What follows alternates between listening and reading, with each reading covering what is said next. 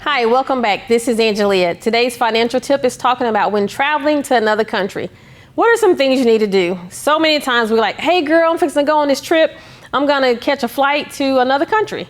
We don't remember we need a passport.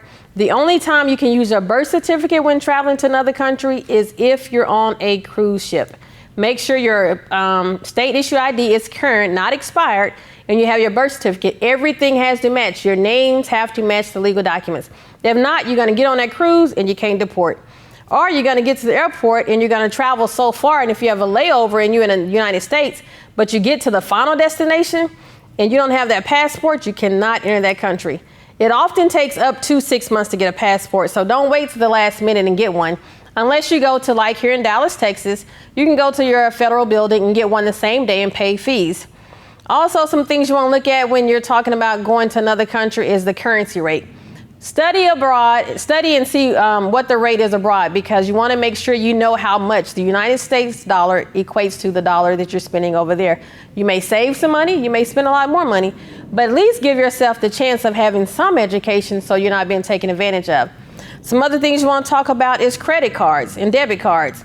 We all know that the banks have started implementing that chip because that chip tells them that it's you. But make sure before traveling, you call the bank and let them know, or the credit card company, hey, I'm going to be going out of the country. I want to make sure that if you see anything swiped on my card, that you know it's me. The banks will often ask you, where are you traveling to? So they'll know these are accurate charges. Therefore, your card is not suspended. It happened to me one time. I didn't know. I got over into London and I used my card a couple of times and everything was fine. But checking in into the hotel, there was a problem because I used it so many times prior and I never let them know. So I had to go online and then get access to my Sprint cell phone to be able to call them, let them know what was going on so they could unfreeze it, because they will put a hold on it thinking it's identity theft. Medication. Make sure you have plenty of medicine that you're going to need while traveling. Make sure that you have the doctor's orders in case you're sick so that you're not going to be injured or something else happens and you weren't properly prepared for it. When you talk about some other things, data roaming on your cell phone plan, you want to make sure that you turn off your international roaming, because if you don't, your phone will continue to roam. And if you don't have roaming for free, you're going to have a whole lot of charges on your cell phone bill when you get back, because we leave it on a text thinking it's free for Wi-Fi, but it's constantly roaming and it's using your data up.